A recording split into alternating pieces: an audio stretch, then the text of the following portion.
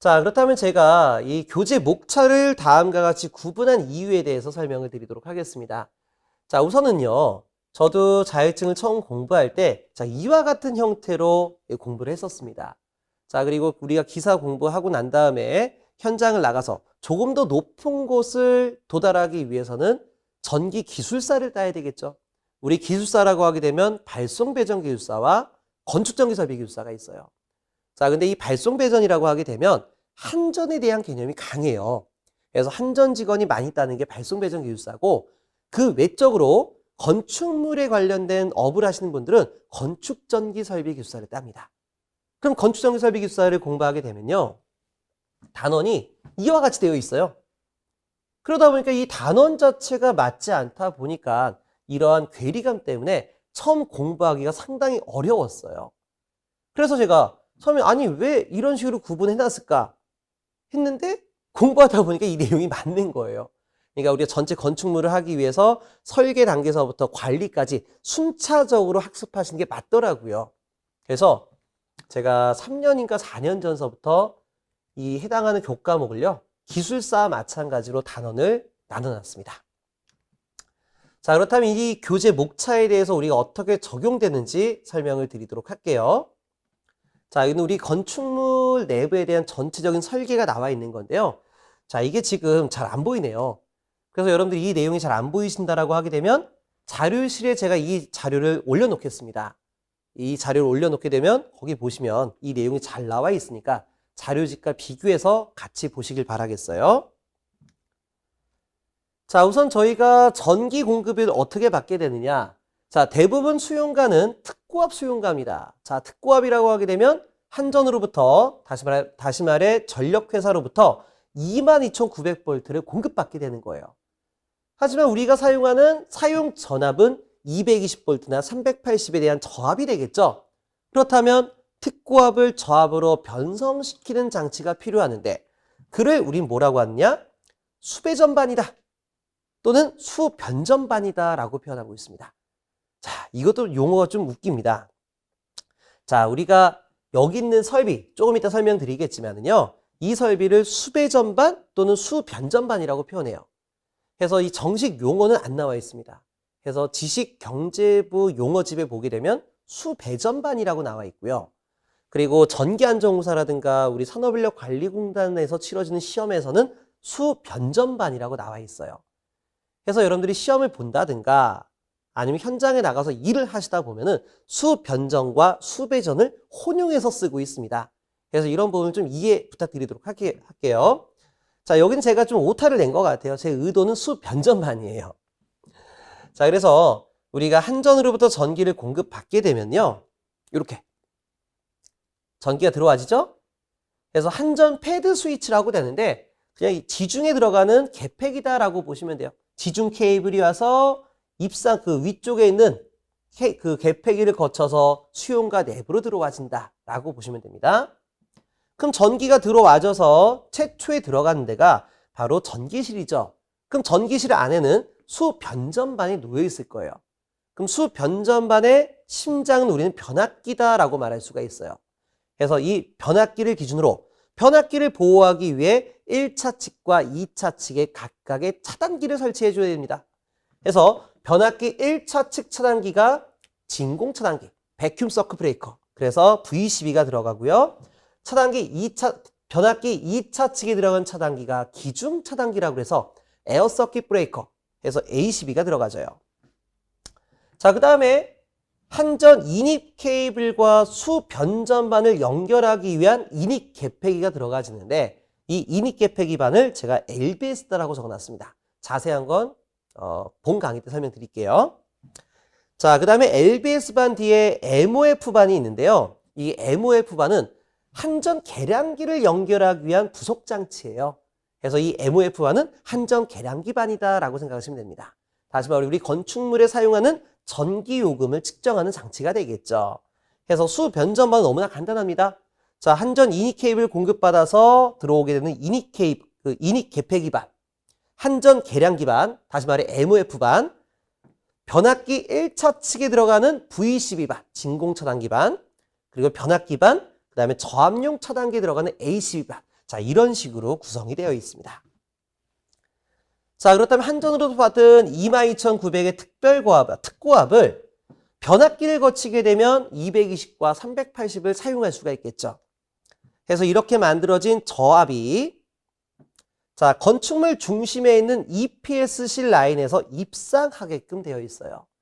자, 다시 말해서 EPS실이라는 거는 일렉트릭 파이프 샤프트, 전기선을 올려준다 이런 얘기예요. 만약에 통신선을 올리게 되면 TPS, 전기선을 올리게 되면 EPS가 되는 겁니다. 그래서 EPS 라인으로 쭉 올라가다 보면은 매 층마다 차단기 반이 놓여집니다. 자, 이렇게 차단기가 놓여져 있는 반을 우리는 분전반이라고 불러주고 있어요. 물론 개중에는 배전반이다라고 얘기하시는 분도 계시는데 배전반과 분전반은 개념이 같아요. 차단기가 모여있는 캐비넷을 말하는데 이때 캐비넷이 앞에서만 도어가 열리는 거예요. 이렇게 벽부에 설치가 되든가 벽부에 내장되어 있으면 캐비넷이 앞으로밖에 안 열리겠죠. 그럼 우린 분전반이라고 합니다. 자, 하지만 이 설비 내에서 앞에도 점검하고 뒤에도 점검할 목적이 있다라고 하게 되면 캐비넷 앞면과 뒷면 양쪽이 열려지겠죠. 그럼 우리는 배전반이라고 표현하게 되는 거예요. 그래서 구성은 같다 하더라도 도어가 어느 방향으로 열릴 것이냐에 따라 분전반, 배전반을 구분하고 있습니다. 자, 그래서 EPS실에서 케이블을 쭉 올리면서 각 층별 분전반에 들어가져요. 그럼 여기는 분전반에서 자, 메인 차단기가 있고요. 이쪽 라인에서 분기 차단기들이 놓여지겠죠? 예를 들어서 여기가 10층이었다. 10층이었다. 그럼 10층에 메인 차단기가 있고 10층 안에서도 1호실, 2호실, 3호실, 4호실로 분기를 해줘야 될 거예요. 그때 들어가는 차단기들을 놔두고 난 다음에 자, 이쪽 분전반에서 분기된 게 세대 분전반으로 다시 들어가지겠죠. 그럼 세대 분전반 안에서도 메인 차단기가 있고요. 이 메인 차단기 밑에 등기구용 차단기, 전열기구 차단기, 에어컨 차단기 이런 식으로 나눠지는 형태로 가게 될 겁니다. 그래서 크게 우리 전력, 이 건축물 내부에 있는 전력 라인은 이와 같이 형성이 되어 있습니다. 자, 그렇다면 이 용어를 한번 정리를 해보도록 할게요. 자, 여기가 한전 이니 케이블 라인이 되고요. 여기는 수변전반이 되는 거고요. 그리고 EPS실. 자, EPS를 통해 전력 케이블을 이렇게 입상을 시켜주겠죠. 그럼 입상을 시키다 보면 각 층마다 분전반이 있고 이 분전반에서 다시 한번 세대 분전반으로 들어간다라고 보시면 돼요. 자, 그럼 이 라인에서 우리가 들어간 용어는요. 수전, 변전, 간선, 분기회로. 자, 이런 말들이 나와요. 자, 수전이란 말은 전기를 공급받은 인입점서부터 자, 여기입니다. 여기서부터 변압기 1차 측까지를 수전이라고 합니다. 그리고요. 변전이라고 하게 되면 변압기를 포함해 저압 차단기를 통해 여러 개 선으로 쪼개지는 걸 우리는 변전이라고 얘기하는 거예요. 그리고 간선은 뭐냐? 자, 간선은 우리가 영어로 피더라고 얘기합니다. 피더. 그래서 간선은 자, 쉽게 말할게요. 차단기와 차단기 사이 또는 차단기와 개폐기 사이. 자, 이 사이를 간선이다라고 얘기합니다. 그렇다면 우리가 이 라인을 쪼개질 때는 차단기를 통해서 선이 분기가 될 거 아니에요. 그렇다면 이렇게 분기된 라인에서 자, 분전반 메인 차단기로 들어가요. 그럼 이 라인은 차단기와 차단기 사이니까 간선이다라고 말할 수가 있어요. 그리고 EPS실 라인 안에 있는 분전반 안에서도요. 이쪽에 분기되는 차단기와 자, 분기되는 차단기와 세대 차단기 사이끼리 또 선이 연결됩니다. 그럼 여기도 뭐라고 하겠어요? 여기도 간선이다라고 얘기할 수가 있습니다. 그래서 자, 제가 10층이라고 얘기했습니다. 10층에 메인 차단기가 있고 1호실 차단기, 2호실 차단기, 3호실 차단기. 자, 얼핏 보면 여기 있는 차단기 이름을 분기 차단기다라고 말하고 싶지만은 아까 제가 뭐라고 그랬어요? 차단기와 차단기 사이를 간선이다라고 얘기했죠? 그렇다면 이 간선을 보호할 목적의 차단기는 간선용 차단기다라고 표현하는 것이 바람직하다라는 겁니다. 자, 그렇다면 분기란 말은 어디다 갖다 쓸 것이냐? 자, 분기라는 건요. 차단기 및 개폐기로부터 인출하여 부하에 이르는 선을 말해요. 다시 말해 세대 분전반에 오게 되면 메인 차단기가 있고 메인 차단기를 통해서 등기구 차단기, 그러니까 전등 라인, 전열 라인, 그 다음에 에어컨 라인 빠진다라고 했어요. 그럼 이렇게 빠져진 차단기 통해서 직접적으로 부하에 들어가지게 되는 겁니다. 그래서 세대 분전반에 나눠주는 차단기를 우리는 분기 차단기라고 부르고, 분기 차단기로부터 나가진 배선을 분기 회로선이다라고 표현해주고 있습니다. 자, 그래서 우리가 앞에서부터 전력 인입, 수전, 변전, 간선. 자, 간선도요, 여기가 선이 굵겠죠. 그래서 여기를 굵은 간선, 여기를 가는 간선 이렇게 표현해주고 있고요. 그리고 부하로 빠지게 되면 분기 회로선, 이런 형태에 대한 용어를 정리하고 있습니다. 자, 그렇다면 이제 우리가 전력 회사로부터 불시 정전이 발생하게 되면 어떻게 돼요? 정전이 만들어지게 되면 우리 설비는 당연히 셧다운이 되겠죠. 근데 문제가 되는 게 뭐냐면 우리 건축물 내부에 의해서, 자, 내부의 화재에 의해서 메인 차단기가 떨어진 거예요. VCB나 ACB가 떨어진 겁니다. 자, 전력 회사와는 관계가 없어요. 우리가 수용가 내부에서 화재가 만들어지게 되면 이 화재에 의해서 전선이 늘러붙겠죠. 그래서 전선끼리 붙든가 전선이 철제 닿게 되는 단락이나 지락 사고가 납니다. 자, 이런 중대 사고가 만들어지게 되면 분전반 안에 있는 차단기가 떨어지는 것이 아니라 수변전 설비 내에 있는 VCB 또는, 자, VCB보다 일반적으로 ACB가 떨어져요. ACB가 떨어지게 되는 거예요. 그럼 얘가 죽게 되면 이 메인 라인이 죽었으니까 건물 자체는 셧다운이 돼버리는 거예요. 자, 그렇다면 어떻게 됩니까? 우리가 화재가 만들어지게 되면은 최소한의 소방 설비라든가 유도등 설비라든가 아니면은, 자, 우리가 제연 설비 또는 공조기는 돌아가야지 우리가 인명에 대한 피해를 줄일 수 있을 거 아니에요. 그러기 위해서 설치가 되는 것이 바로 예비 전원 설비다라고 얘기할 수가 있습니다. 그래서 예비 전원 설비의 가장 대표되는 게 바로 비상발전기입니다. 그래서 이 비상발전기는 가격적인 부분 때문에 디젤 엔진을 사용하고 있는데요. 이 디젤 엔진에 대한 특성상 우리가 발전기가 돌고, 자, 발전기가 돌고 전원이 안정화될 때까지는 약 15초가 걸려요. 15초. 자, 제가 여기서 말하는 15초라는 거는, 자, 발전기 전원이 안정화될 때까지 걸리는 시간이 한 8에서 9초.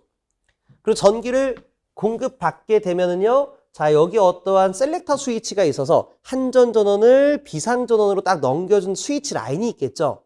그래서 이 스위치 라인까지 넘어가는 데까지가 총 15초가 걸려요. 그럼 어떻습니까? 15초면 상당히 큰 정전 시간이에요. 그렇다면 우리가 화재라고 딱 찍지 말고 이 건축물이 병원이었다라고 생각해 보시길 바라겠습니다. 자, 그럼 병원 같은 경우에는 수술실도 있고 중환자실이 있습니다. 자, 수술실이나 중환자실 같은 경우에는 우리가 환자의 생명을 유지하기 위한 생명 유지 장치가 있어요. 그래서 이런 설비들은 1초의 정전이 환자의 생명을 좌지우지하는 거예요. 그렇기 때문에 이렇게 전원이 안정화될 때까지의 시간이 오래 걸리는 비상발전기, 디젤 엔진 같은 경우는 불안하다 이런 얘기죠. 그래서 백업에 대한 전원이 필요하다라고 설치가 된 게 바로 축전지 설비입니다. 그래서 축전지 설비를 통해 가지고요, 이 비상발전기가 공급 못하는 부분에 대해서 백업을 해준다 이런 얘기예요. 그래서 이런 축전지가 있으면 무정전 상태에서 전원을 공급할 수 있다는 개념으로 우리는 UPS 설비다라고 표현하고 있습니다. 자, 뭐 자세한 거는 제가 강의 시간에 설명을 드리도록 할게요. 그래서 우리가 수용가 내부에서 뭐 정전이 발생했든 사고가 발생했든 전력계통에서 불시정전이 만들어졌든 최소한의 공조 시스템이라든가 소방 시스템은 돌아야 되기 때문에 비상전원을 공급할 수밖에 없어요. 이때 예비전원 설비가 바로 뭐가 되는 겁니까? 예비전원 설비가, 자, 발전 설비와 비상발전기와 축전지 설비가 되는 거예요. 자, 그래서 이렇게 비상전원이 들어가게 되면은요, 자, 여기 ACB 안에서는요, ATS라는 게 있어요. ATS, 오토 트랜스퍼 스위치. 평상시에 한전으로 돼 있다가 한전이 죽었는데 발전 전원이 들어와요. 예비 전원이 들어와요. 그럼 예비 전원 쪽으로 자동 절체가 되는 걸 ATS다라고 얘기합니다. 자, 그래서 ATS에 의해서, 자, 이 라인으로 전기를 공급하는 거예요. 근데 전기를 공급할 때 건축물 내부에는 모든 설비를 공급하면 얼마나 좋겠습니까? 그러면 이 설비를 공급한다라고 하게 되면요, 발전 용량이나 배터리 용량이 올라갈 수밖에 없어요. 그렇기 때문에 모든 설비를 대응해 주는 건 아니고요, 최소하게 필요한 공조 설비라든가 아니면 이쪽에 들어가지게 되는 소방 펌프 라인 쪽을 공급해 준다 이런 얘기예요. 대부분 소방 라인 쪽을 살려준다라고 보시면 되겠습니다. 자, 이쪽 분전반 3개 있는데요. 첫 번째가 우리가 일반 전기 설비를 사용하는 분전반이고요. 빨간 색깔은 소방부와, 세 번째는 뭐 통신부와 쪽 라인이라고 보시면 돼요. MDF 이렇게 표현하게 됐는데 좀 말이 길어질까봐 줄일게요. 자, 그래서 우리가 이 설비에 대해 사진을 보게 되면은요. 자, 우리 한전 패드 스위치. 제가 여기 나중에 책임 분계점이라고 하게 되는데요. 한전 이니 케이블로부터 수용가로 들어올 때 들어간 첫 단 스위치예요. 개폐기예요. 그래서 이렇게 생긴 겁니다. 우리 아파트 같은 데 가면 주변에 자, 한전 스티커가 붙은 이러한 캐비넷 같은 거 보이셨죠? 이게 바로 한전 패드 스위치가 됩니다. 자, 이쪽을 통해 가지고 들어와진 대립니다. 이렇게 들어와서 스위치를 거쳐 일로 나가지게 되는 겁니다. 자, 근데 전기실에 가게 되면은요. 전기실에 가게 되면 접지단자함이 있어요. 그럼 우리가 1차 필기라든가 2021년 이전에 KEC가 도입되기 이전에 공부하신 분들은 우리 접지 공사하게 되면 자, 이 라인은 1종 접지야. 여기는 2종 접지, 3종 접지, 특별 제3종 접지 이렇게 공부하셨을 거예요. 근데 이렇게 접지 종별을 나눈다라는 거는 독립 접지를 시켰다는 얘기예요. 목적에 따른 접지를 따로따로 뒀다는 얘기입니다. 또는 우리가 단독 접지다 이런 말을 써주고 있어요. 근데 이런 단독 접지는 자, 이렇게 단독 접지 또는 독립 접지의 기능이 발휘되기 위해서는요. 접지봉에 대한 간격이 최소 20m 이상 떨어져야 돼요. 근데 이게 어떠한 문제점을 작용하냐면 우리와 같은 지금 수도권 내에 대도시 지역 같은 경우에는 건축물 자체가 과밀도 지역으로 설계가 돼 있어요. 그러다 보니까 이 접지봉 자체를 20m씩 떨어뜨렸다가는 접지봉의 유효 거리가 안 만들어지는 거예요. 그래서 접지봉의 거리가 20m 확보하지 못하면 단독 접지 또는 독립 접지에 대한 기능을 발휘할 수 없다는 얘기죠. 그래서 실제 현장은 어떻게 하냐면 실제 현장은 메쉬 접지를 합니다. 메쉬 접지를 하고요. 그리고 이렇게 메쉬를 잡아준 라인에다가 우리가 이와 같은 철근에다가 접지봉을 매달아놔요. 매달아놔요. 지금 보시면 딱 매달리는 게 보이시죠? 이게 여러분들이 공부하셨던 1종, 2종, 3종, 특별 3종 이런 개념이에요. 그러다 보니까 어차피 이 독립 접지된 개념을 잡을 수가 없다라고 하게 되면 다른 방식으로 접지를 잡아주자. 그게 바로 공통 접지 또는 통합 접지가 되는 거예요. 접지에 대한 1종, 2종, 3종 종별 나누지 말고 그냥 접지는 하나다. 접지는 하나다라는 개념이에요. 그래서 우리가 전기설비, 특고압, 고압, 저압만 묶어주게 되면 우리는 공통접지라고 얘기해주고요. 공통접지. 그리고 전기설비뿐만 아니라 필해설비와 통신설비를 모두 묶어버리면 통합접지에 대한 개념이 되는 거예요. 그래서 우리 현장은요. 이미 몇십 년 전서부터 몇십 수년 전서부터 시작해가지고 전부 다 통합접지 시스템입니다. 그래서 자, 이와 같이 각각에 대한 접지를 이렇게 묶어주는 공통접지바로 묶어주는 시스템으로 해석하고 있어요. 자, 이렇게 바뀌어진 게 바로 KEC에 대한 부분입니다. 자, 그렇다면 이제 이런 걱정을 하실 거예요. 낙뢰가 떨어지면 피뢰침을 통해 받아서 대지로 방전시켜야 되는데 묶여 있으면 낙뢰 에너지가 저압 설비로 타고 들어가는 거 아니냐, 너무 위험한 거 아니냐라고 얘기할 수가 있어요. 해서 저압 설비에 들어가는 2차 피뢰기가 SPD가 되는 거예요. 그래서 이에 대한 시스템이 모두 확보가 되어 있기 때문에 안정적인 시스템이다 라고 얘기할 수가 있습니다. 자, 자세한 건 수업 시간 중에 얘기해 드리도록 하겠습니다. 자, 그 다음에 이게 수변전반입니다. 그래서 우리가 이 특고압반에 대한 열반과 저압에 대한 열반이 나눠져 있고요. 자, 이건 비상발전기 반이고요. 이건 배터리실, UPS 라인 쪽에 들어가는 배터리다라고 보시면 돼요. 배터리 상당히 많이 있죠. 자, 그 다음에 여기는, 자, 여기 1층은, 자, 지하 맨 밑에 층이죠? 전기실과 발전기실과 배터리실이 있고요. 그 위층에는요, 기계실이 있는 거예요, 기계실. 그래서 기계실 안에는요, MCC반이라고 해서 MCC반이 요거거든요. 그래서 MCC반은 모터 컨트롤 센터, 모터 제어반이에요. 그래서 우리가 전기기사 실기, 구장에 보시면 자동 제어 운영이 있습니다. 이 자동 제어 운영이라는 거는 전동기 제어 회로를 만드는 거예요. 이때 전동기 제어 회로다라고 하게 되면 쉽게 온오프 제어 회로 또는 전동기의 정회전, 역회전 그리고요, 전동기를 기동시킬 때는 기동전류가 많이 발생하죠. 그래서 기동전류를 억제하기 위한 감전압 기동법으로 Y델타 기동, 리액터 기동, 인버터 기동 여러 가지가 있어요. 그래서 이렇게 전동기 제어 회로가 여기 하나하나 들어가 있는 거예요. 그럼 여기 하나에 대한 도어를 열게 되면은 지금 보신 마그네트 스위치나 타이머 같은 것들이 있을 겁니다. 나중에 여러분들이 공부를 하시다 보면 제가 설명을 다 드릴 거예요. 그래서 이렇게 제어 회로를 구성하는 반들을 모아놓은 거를 MCC다라고 얘기합니다. 자, 이때 이렇게 캐비닛 색깔이 일반적이 들어가면 뭐 일반 동력이 되는 거고, 빨간 색깔이 되면 소방용 동력 설비다라고 보시면 됩니다. 자, 이거는 이제 뭐냐면 이 MCC 캐비넷 뒤쪽에서 출력이 빠지게 되는데요.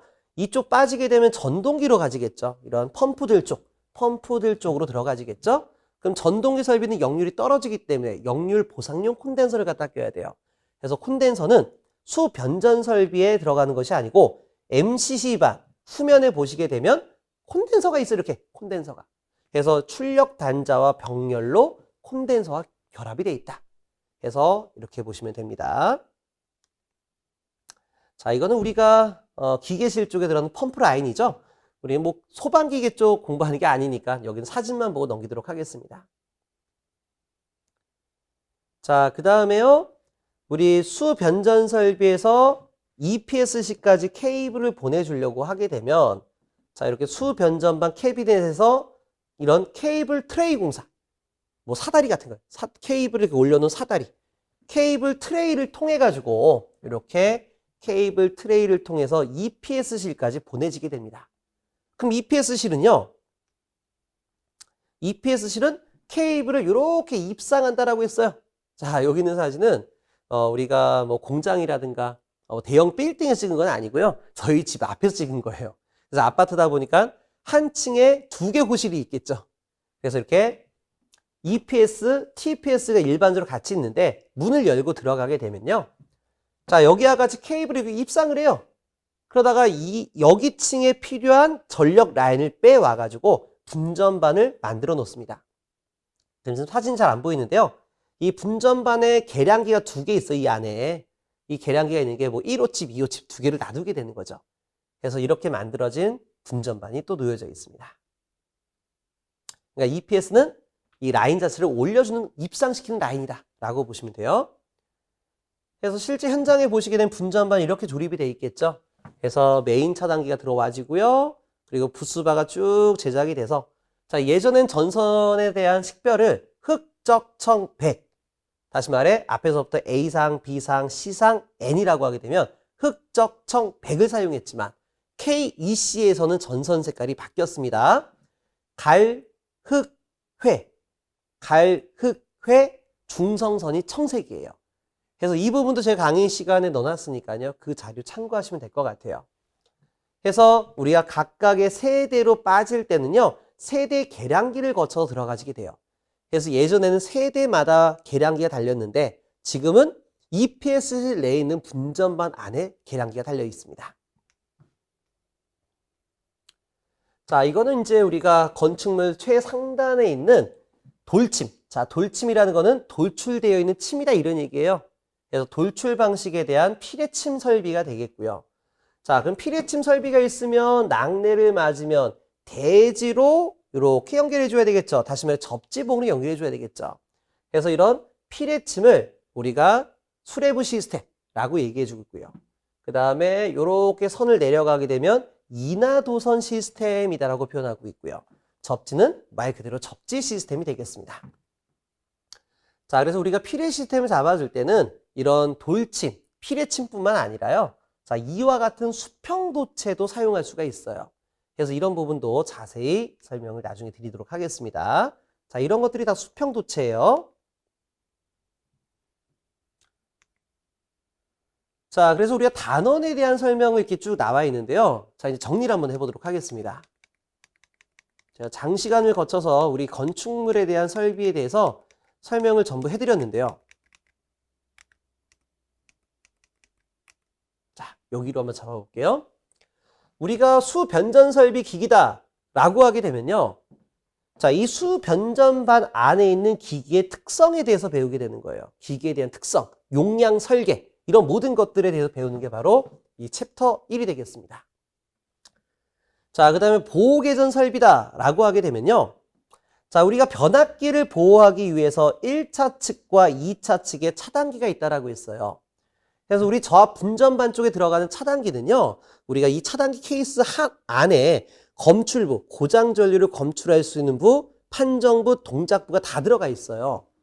하지만 이런 수변전 설비 안에 들어가 있는 이 판넬은요. 자체 에너지가 너무나 크기 때문에 한 개의 유니트만으로는 검출부, 동작부, 판정부를 모두 만들 수가 없어요. 그래서 고장 전류나 고장 전압을 검출할 수 있는 PTCT. 자, 그냥 우리 센서라고 생각하시면 돼요. PTCT. 그 다음에 고장 전류를 판정할 수 있는 보호개전기. 그리고 이 보호개전기 신호에 의해서 차단기를 동작시킬 수 있는 동작부. 자, 이런 설비를 우리는 보호개전 시스템이다라고 얘기하는 거예요. 다시 말해 여기는 차단기라고 해서 차단기만 들어가는 것이 아니라 각종 보호개전 시스템이 들어가는 겁니다. 그래서 이 보호개전 시스템은 고장 전류와 고장 전압을 어떻게 검출할 거냐에 따라서 과전류 개전기, 그 다음에 지락 과전류 개전기, 부족 전압 개전기, 과전압 개전기, 선택 지락 개전기, 상당히 많은 보호 요소들이 많아요. 그래서 그 부분을 학습하는 게 바로 2장이 되겠습니다.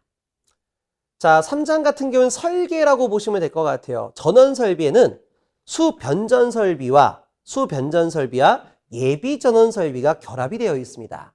그래서 예비 전원 설비부터 들어가게 되면은 발전기 용량 어떻게 설계할 거냐? 그리고 배터리 용량 설계 어떻게 할 거냐? 자, 이 방식으로 들어가게 될 것이고요. 그 다음에 수변전 설비라는 거는 우리가 앞에서 배웠던 기기에 대한 특성, 보호개전기에 대한 특성을 토대로 해가지고 이 부분을 토대로 수변전반을 설계하는 겁니다. 자, 물론 그냥 설계하는 것이 아니라 대한전기협회에서 제시하고 있는 수전설비 표준 결선도를 참고해서 설계를 하게 될 겁니다. 자, 다음에 간선 및 배선 설계라는 건 아까 얘기했던 것처럼 이 라인이요. 이 라인으로 오게 되는데, 자, 이쪽이죠. 이렇게 해서 세대 분전만 빠지고 전등 라인, 전열 라인 빠졌을 때 간선이나 분기 회로선에 대한 굵기, 차단기 용량 선정까지 하는 게 바로 간선 및 배선 설계입니다. 자, 이 배선 설계 안에는요, 콘센트 라인, 전등 라인을 어떻게 배선할 거냐. 자, 우리가 설계를 했다라고 되면 전선관 안에 전선이 몇 가닥 들어갈 거냐. 이 가닥수에 따라 전선 굵기가 또 달라져요. 그래서 이런 것들을 파악하는 게 바로 4장이 되고요. 자, 부하 설비다라고 하면 크게 조명 설비야 동력 설비로 구분하고 있어요. 자, 기계실 쪽에는 공조기라든가 펌프 라인들. 자, 그래서 자, 부하 설비에서 전등 설비 같은 경우에는 아까도 말했죠. 각 실에서 필요한 조도를 얻기 위해서 등기구를 몇 개 배치해야 되냐. 이런 조명 설계라든가 각 실에 대한 특징에 따라서 분위기 조명을 만들고 싶은데, 자, 이런 것들을 건축화 조명이라고 합니다. 등기구를 이렇게 노출해서 직부형으로 할 거냐, 아니면 벽부 안에서 이렇게 딱 벽부 안에 램프를 숨겨가지고 빛을 이렇게 은은하게 나오게끔 하는 분위기 조명을 만들 것이냐에 대한 건축화 조명에 대해서 학습하게 될 겁니다. 자, 그 다음에 이제 동력 설비 같은 경우는 아까 얘기했던 것처럼 이 펌프 용량 구하게 되는 거죠. 공조기라든가. 자, 그 다음에 피뢰 및 접지 설비 같은 경우에는 자, 이런 피뢰침 시스템, 수레부, 인하도선, 접지 시스템이 어떻게 구성될 것이냐. 수레부에는 어떤 것이 종류가 있고, 이 피뢰침 설계할 때 유의할 게 뭐냐. 자, 피뢰 설계할 때는 우리가 메쉬법, 회전구체법 상당히 많은 용어가 나와요. 그래서 이런 부분에 대해서 학습을 하게 될 거고요. 자, 접지는 뭐 너무나 우리 1차 필기 때부터 들었던 거니까 뭐 설명 안 해도 아실 것 같습니다. 자, 전력 품질이라는 거는 우리가 특정 부하를 사용하다 보면 뭐 특정 부하라고 하게 되면은 전력 변환 장치를 말해요. 교류를 직류로 또는 직류를 교류로. 다시 말해 인버터와 컨버터를 말하죠. 그래서 이런 전력 변환 장치를 많이 사용하다 보면 파형이 찌그러져요. 그래서 이런 찌그러진 파형을 해석하는 게 바로 고조파가 되겠죠. 그래서 고조파를 저감시키는 방법, 또는 형광등이나 TV가 깜빡깜빡깜빡거리는 플리커 현상을 저감시키는 방법을 통해 전력 또는 전원 품질을 개선하는 거에 대해서 배우는 게 바로 7장입니다. 자, 전기 안전설비라는 건 아까 얘기했던 것은 유지보수 관계예요. 유관 점검을 할 때 어떻게 할 것이냐, 전기를 내려놓고 심층 점검할 때 어떻게 할 것이냐, 정밀 점검할 때 어떻게 할 것이냐 라는 개념이 되겠고요. 자동제어 운영이라는 거는 아까 MCC 반 안에 있는 전동기 운전, 전동기 정역 회전, 전동기를 감전압 기동하기 위한 Y 델타, 리액타 이런 것들에 대한 기동법에 대해서 학습하게 되는 겁니다. 자, 감리는요, 하지 마세요. 자, 감리 같은 경우는 이 감리에 대한 법규가 상당히 많아요. 자, 제가 좀 기억은 다 못하는데 이 감리만 하더라도 법조항이 한 100개 될걸요? 100개가 되는데 한 조항마다 세부 항목이 막 7개, 10개 이렇게 나가요. 그런데 이제 저희 시험이 감리 문제가요, 법조항을 그냥 통째로 가져와요. 그래놓고 특정 내용을 블랭크 처리해서 이 내용을 작성해라는데 너무나 시험 자체가 어처구니가 없어요. 그래서 우리가 100개를 다 이 전체 내용을 공부하는 것보다 감리 내용 외우는 게 더 어려워요. 그래서 시험 문제는 어차피 한 문제밖에 안 나오기 때문에 과감하게 삭제하자라고 보시면 됩니다. 자, 그다음 송배전 설비는 우리 건축전기 설비가 아니고요. 우리가 1차 필기 때, 1차 필기 전력공학에서 배우셨던 이 송전 라인, 배전 라인, 배전 라인에서 발생하는 뭐 전력 손실, 전압 강화, 막 이런 것들이 있죠. 또는 우리가 설계를 할 때 2도 계산하는 거라든가 전력에서 배웠던 사항을 다시 한번 복습하신다라고 보시면 되겠습니다. 자, 그래서 제가 말하고자 하는 부분을 저희 자료실에 제가 이 자료 올려놓을 테니까요. 거기 보시면은요. 자, 각 단원에 따른 이제 어떤 것들을 학습할 거냐에 대한 부분을 제가 적어놨어요. 제가 방금 다 얘기했던 부분이 다 여기 정리가 되어 있는 겁니다. 그래서 그 부분은 우리 자료를 참고하시도록 하고요.